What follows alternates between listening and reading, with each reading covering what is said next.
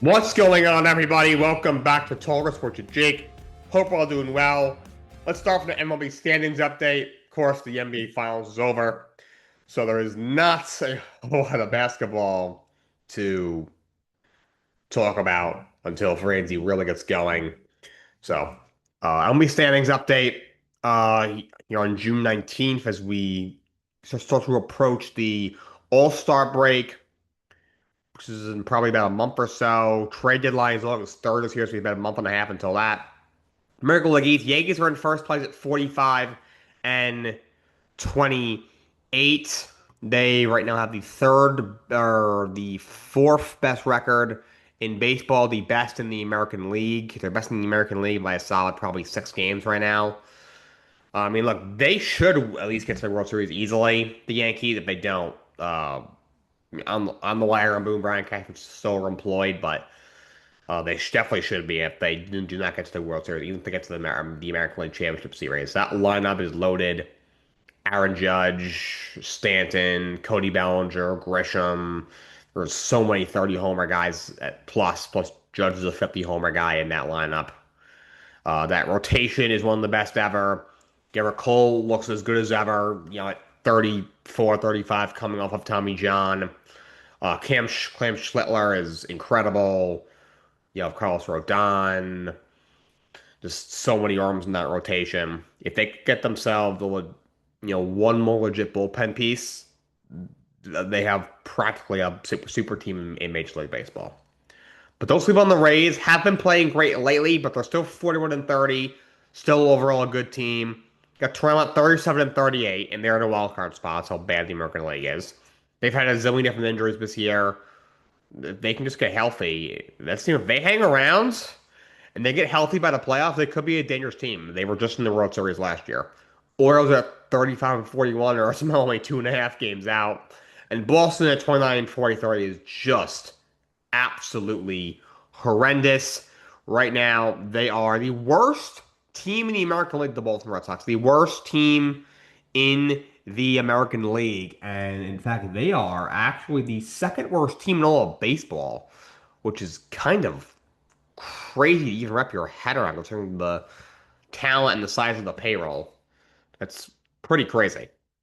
American League Central, White Sox at 39 and 34 are in first place. They are tied with the Guardians, who are 40 and 35. The White Sox are playing some really good baseball. Last night, walk-off grand slam from Andrew Benintendi in the bottom of the ninth, or the go-ahead homer in the ninth inning against the Yankees. Just a big win for them. Minnesota 36 and 40. They've been playing some solid baseball. They're better than we all thought. They aren't great, but again, they're only a game and a half out of a playoff spot. They're only 4.5 games out of their division. The Kansas City Royals are 31 and 45. They've been really bad this year.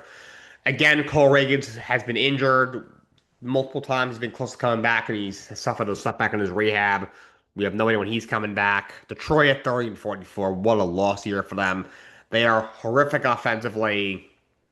AJ Hinch is on the hot seat. Their GM is on the hot seat as well. Scott Harris. Scoot Bowlers, if he came back from an injury, looks like he's going to get traded. And they're going to have to still off a deadline for sure. American League West, Seattle, 39 and 37 is in first place. They started off really bad. They ended up winning 9 in a row, got themselves back into contention. They've kind of flatlined since, but they're in first place right now. Cal Raleigh just came back. He was really bad before getting hurt, but it's the guy with 60 home runs last year. I thought should win MVP last year. MVP finalist last year. And this is still, even before last year, was a guy hitting 30 home runs a year as a catcher, which is still really impressive. So it's a big back to get back.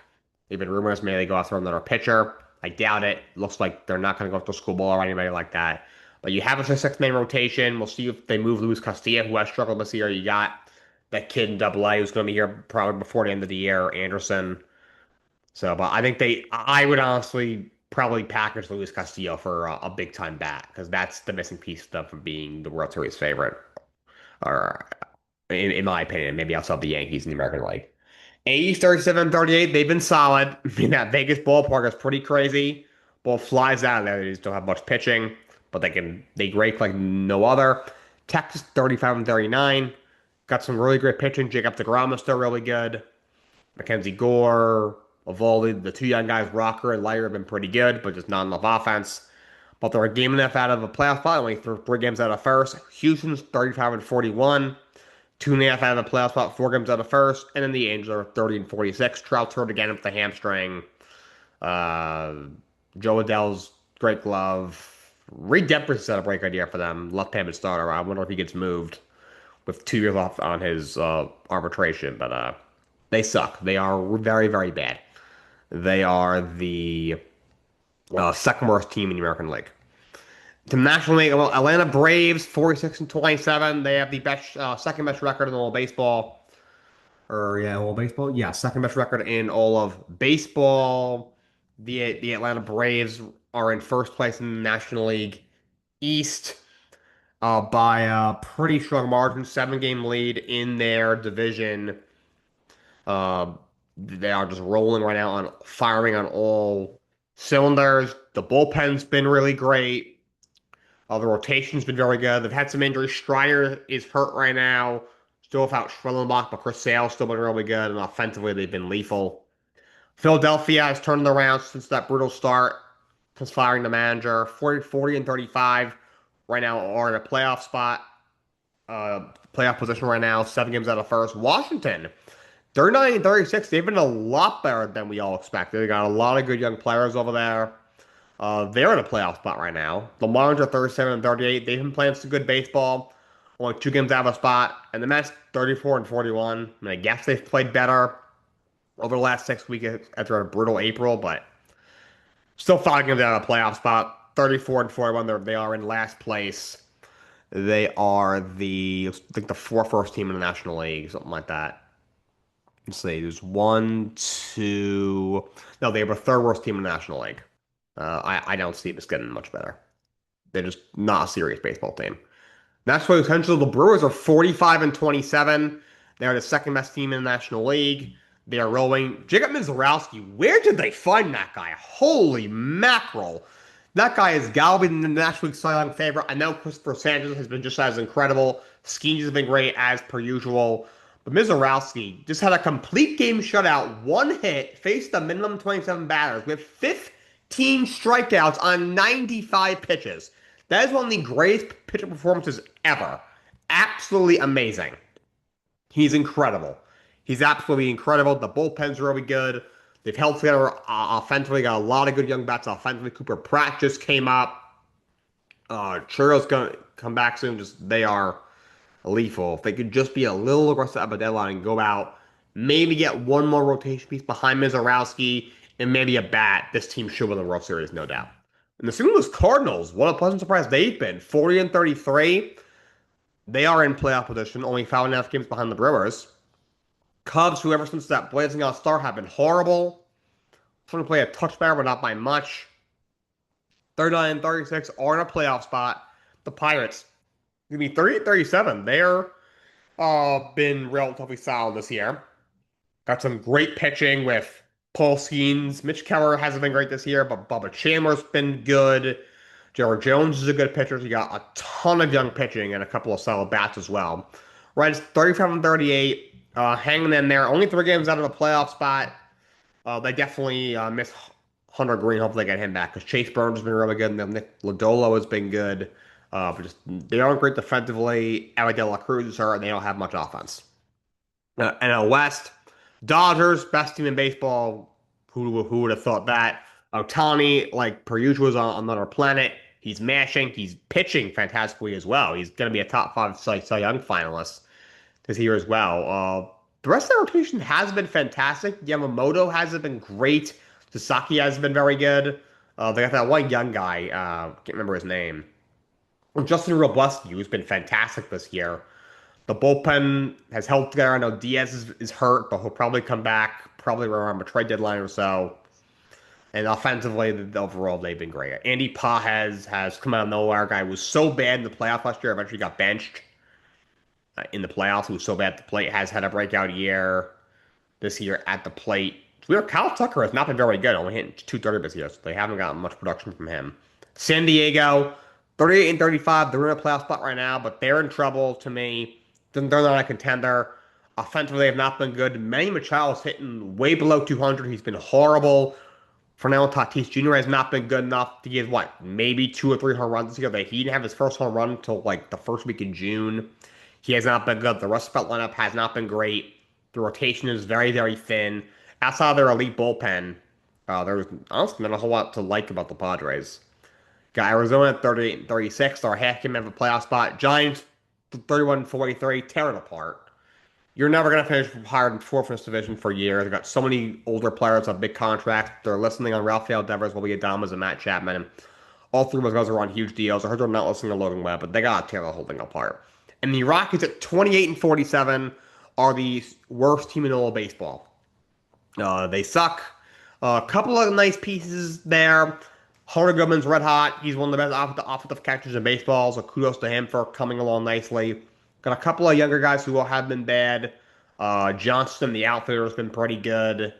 The third baseman, Karros, has been okay. I don't know. They have no pitching. Are just a disaster of a baseball team. Before we move on to the next segment, some more baseball real quick. MLB Home Run Derby is changing the format. It will still be 8-player, 3-round tournament, but opposed to the 4-minute time limits and the 15-second bonuses if you hit a ball over 440 feet, whatever it was, it's going to be the first round. They're each going to get 20 swings. They're going to get 15 swings in the final 2 rounds. In the first round, the tiebreaker will be whoever had the longest home run. The final 2 rounds, it will be a swing off. Like they each get like 3 swings, something like that. Then the top 4 players advance to the semis, and then the top 2 advance to the finals. If a batter hits a home run on their last swing, they get another swing until they make it out. So I think this is a better format than the time format. I know a lot of fans like that, but the players didn't like it, and personally, I didn't like it. I kind of got tired of just the rapid fire. The thing is, it moved too quickly, so the fan can't really enjoy it to me. Slow things down. Just give them 20 swings. It'll be a better viewing experience, in my opinion, overall. A lot of hockey to talk about, but quickly got to a football update. The Saints have re-signed Cameron Jordan a year for $11 million. Jordan, much older player. He is, I think, what, 35 or 36 or so at this point. So, something like that. He's 36 years old. Still a good player at 10.5 sacks last year. Isn't the guy that was a game wrecker a few years ago, but still a very good edge rusher. Saints legend, and he resigns for a season. A contract worth up to $11 million. To hockey, a lot of moves getting made as the offseason starts to take shape. Sharks trade for they get Michael Kesserling and the 27th pick from Buffalo for the 20th pick. So they move back 7 spots and they get Kesserling. This boy hasn't been anything special. Or 2 years ago, he was very good. 7 goals, 29 points. Last year only played 34 games, was hurt a lot, only had the 2 assists, didn't score a goal. But only going to be 27 years old. His first years were in Arizona, and then they became the Utah team. Both picked him up last year, didn't work out. But I like this trade, though, for San Jose to pick up a young defenseman with a lot of talent, only a season removed from a really good year. And you move back 7 spots. Buffalo unloads them to move up 7 spots in the draft.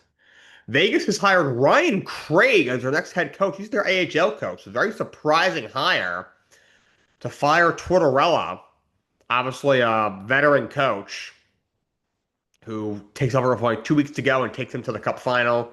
I got he kind of changed. He kind of got them in the right direction briefly, but probably wasn't a long-term answer. You don't win the Cup, so I kind of get you moving on, but for a minor league coach for a team that is obviously in win now mode, just in the Cup final, only won a Cup 3 years ago.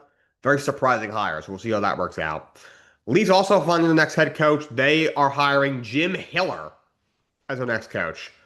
I honestly didn't love this. He was in with the Kings the last 3 years. He took over midseason in 24. Went 21-12-1. Got them to the playoffs. Lost in the first round.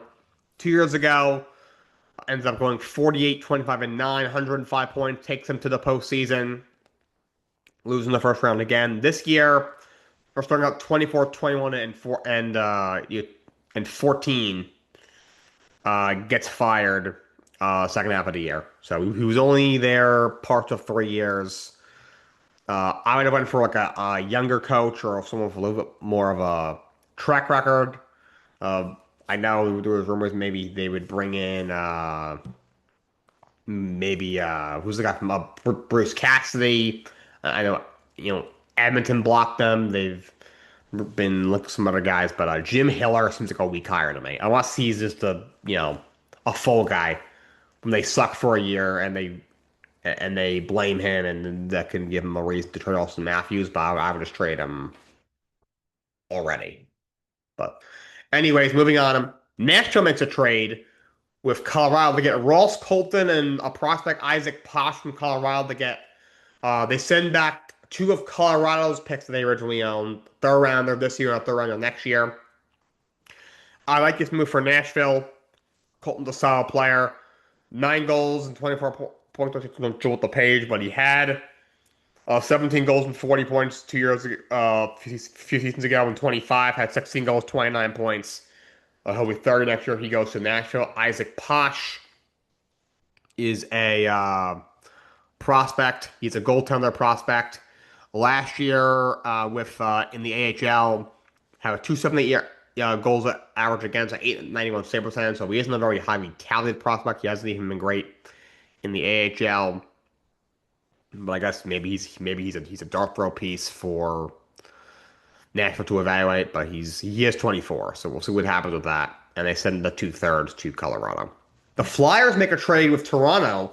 They acquire a goalie. Joseph Woll heads to Philadelphia.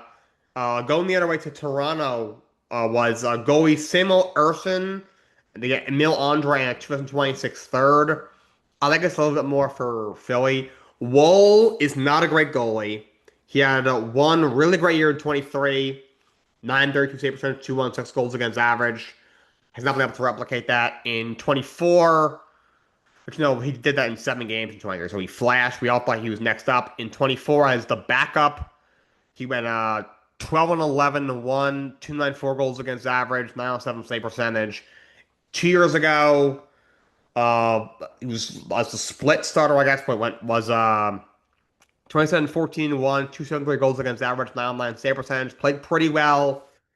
Gets hurt gets hurt in the playoffs in that second round and against Florida. And then this past year was the backup, did not play well.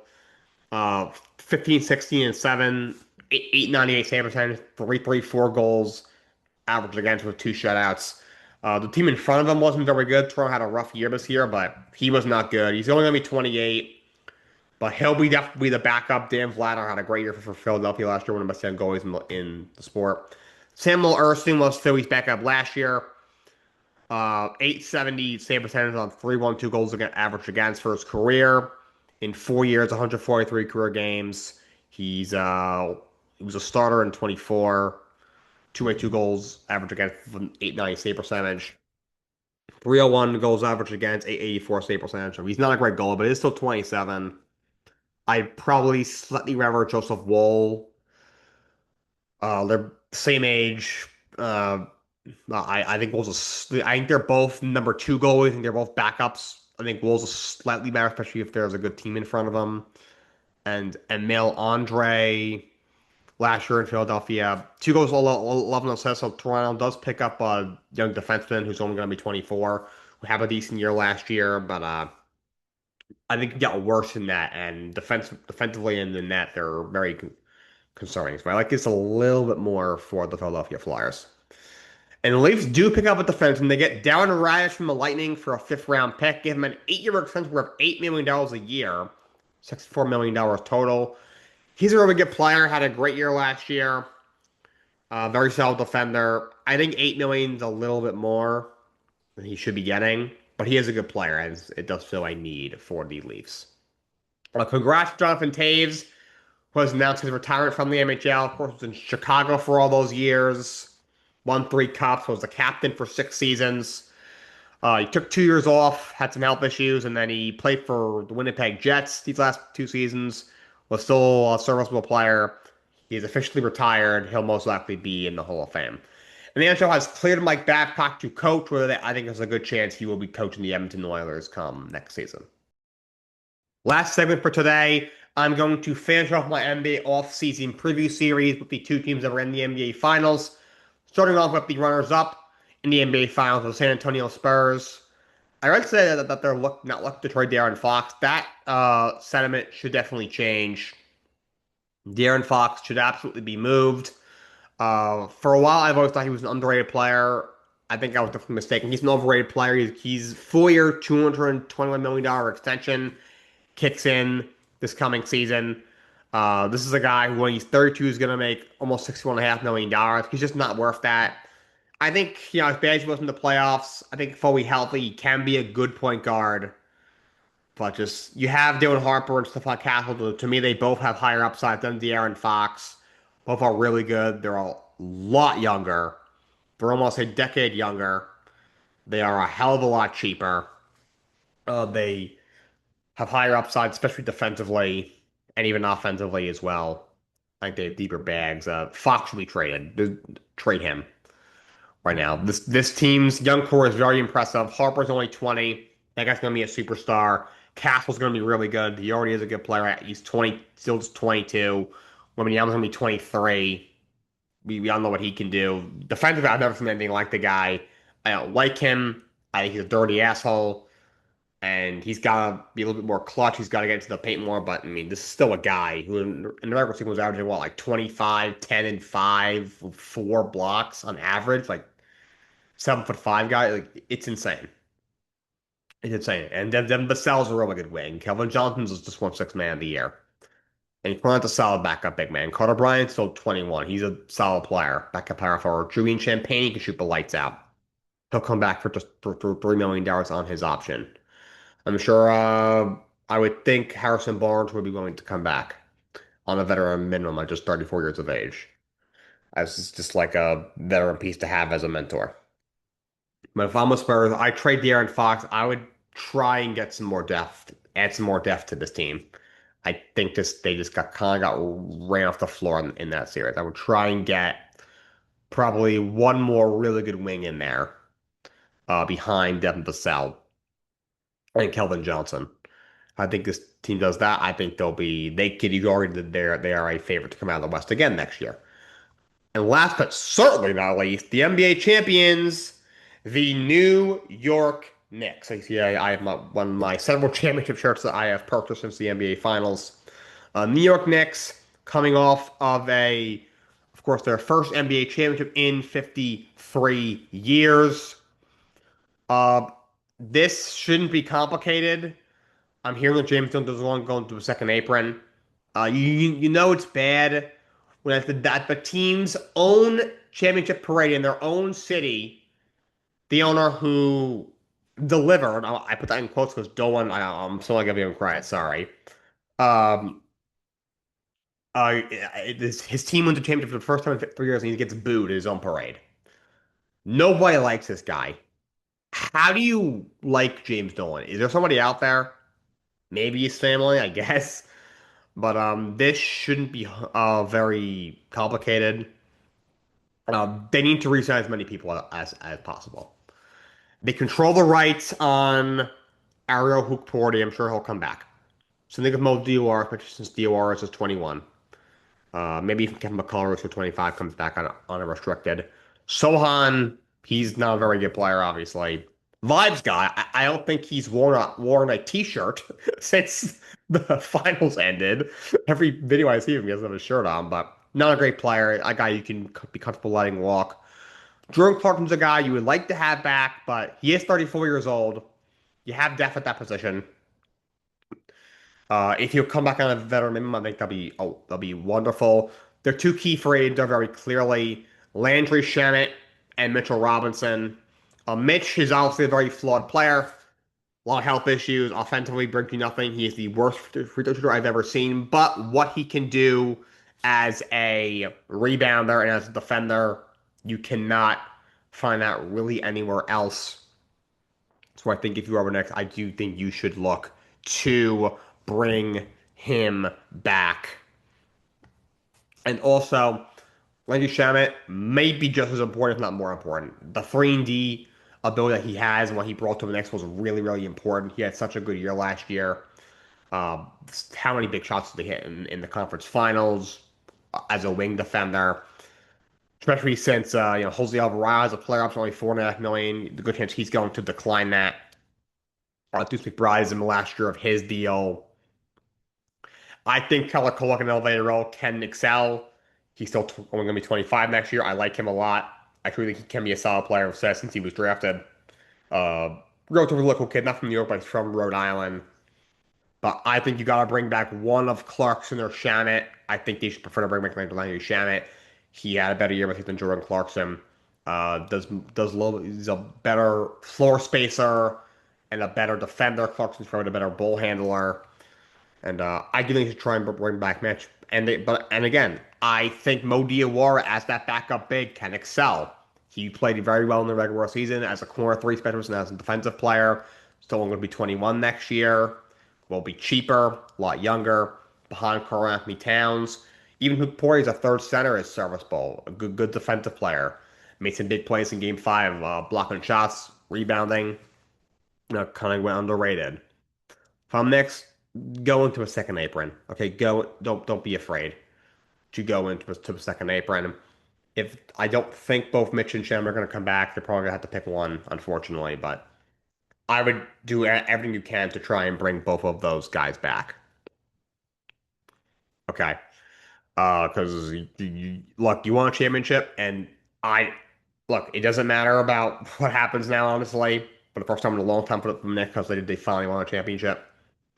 But if you have a chance to run this group back and try for another one, I think you have to do it. And they have 3 picks in this year's draft. After that, they don't have their own pick till 2030 because with they have to get their pick to Brooklyn in 27 and 29 and in 31. Brooklyn's got swap with them in 2028. You have your own pick in 2030, and then you're out of the Mikal Bridges trade thing in 2032. So this is the off season where you have to be like, all right, this is going to be the group. Whoever you resign, the guys under contract, and whoever you draft, if you sign anybody else, this is going to be the group that you're going to have to roll with for the next bunch of years. So uh, make sure you do what you need to do because you just want a championship. You owe it to yourself, you owe it to this group, you owe it to the fans to do what you can to extend this window for as long as you can. I truly believe with Jalen Brunson, they will be competitive at least every year and in the playoffs every year for a very long time. But extend his window as much as you can with this group, and do not be afraid to go into the second apron and re-sign Mitchell Robinson and re-sign Leonard Shannon and see if Clarkson will come back on the veteran minimum. And re-sign both Diawara and Hoot Porter on whatever like RFA tender those two guys will get. That's all I got for you guys today. Until next time, so long, and have a great day.